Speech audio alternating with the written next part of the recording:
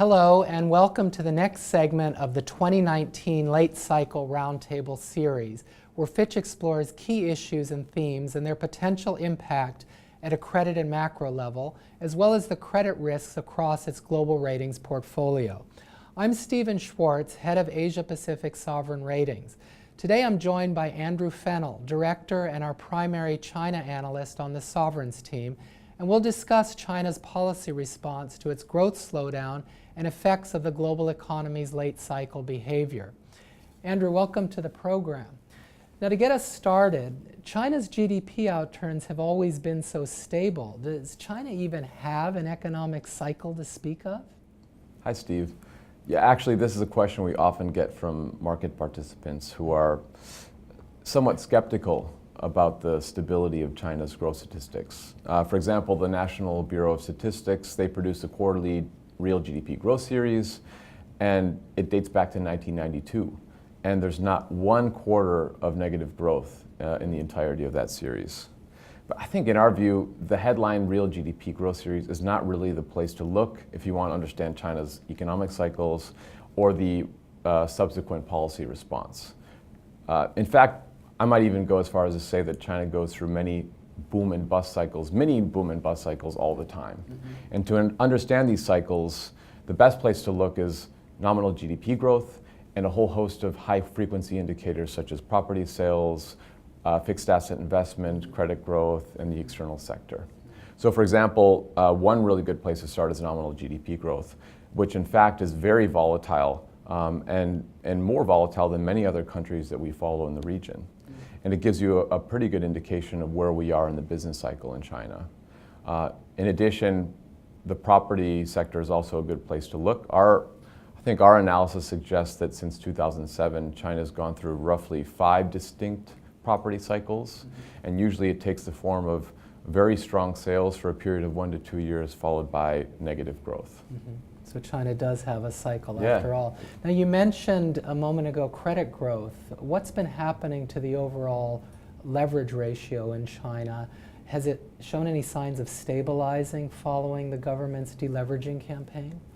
So broad macro leverage ratios were broadly stable in 2017 and 2018, largely as a result of the government's deleveraging campaign, which sought to contain risks in the shadow banking sector. Many measures of corporate indebtedness were either stable or in some cases even fell over that period.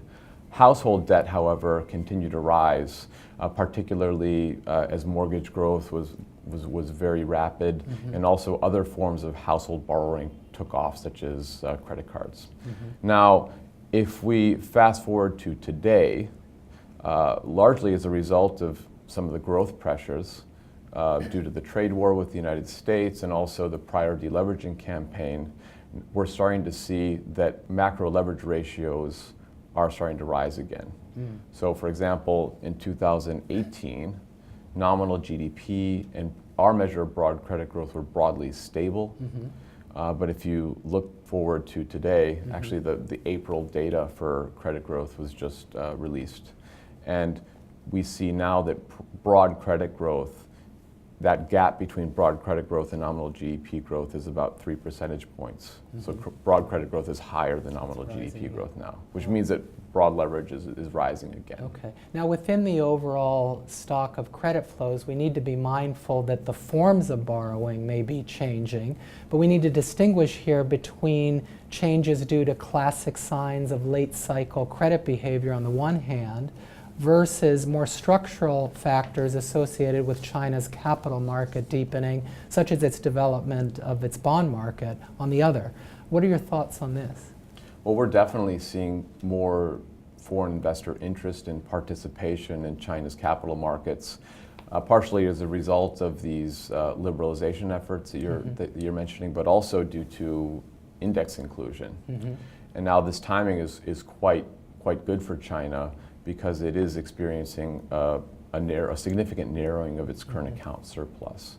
Now, one thing important to keep in mind, though, is that these liberalization efforts that we're seeing are still very much asymmetrical in the sense that the authorities are encouraging inflows, but there are still they're still containing outflows. Interesting.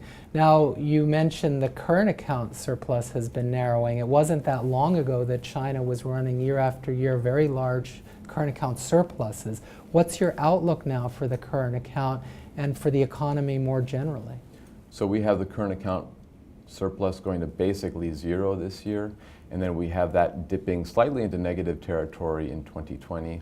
As for the economy more broadly, we have real GDP growth at 6.1% in 2019 and in 2020.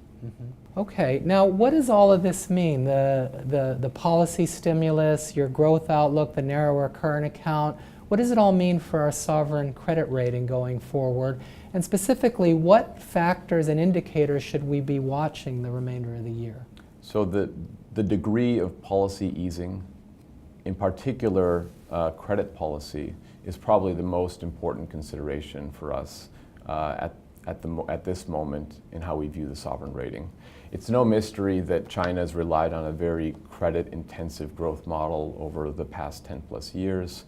This growth model has exacerbated financial imbalances and vulnerabilities across China's economy. And so, to the extent that the current cycle in policy easing that we see further exacerbates these imbalances or increases these imbalances, this could definitely put downward pressure on the sovereign rating. Now, for the time being, we're encouraged by the fact that the authorities seem to have exhibited quite a degree of restraint in how they're rolling out these policy easing efforts. In particular, the degree of credit easing we've seen so far has been relatively modest. And also, they've used some different forms of easing than they have in the past. The authorities are relying much more on balance sheet fiscal easing than they have in the past. For example, in the form of tax cuts for both corporations and individuals. Okay, Andrew, well, thank you. That was very informative. Thanks for sharing your thoughts with us today. For more information on this topic, as well as our latest commentary, please visit us at fitchratings.com. Thanks for watching.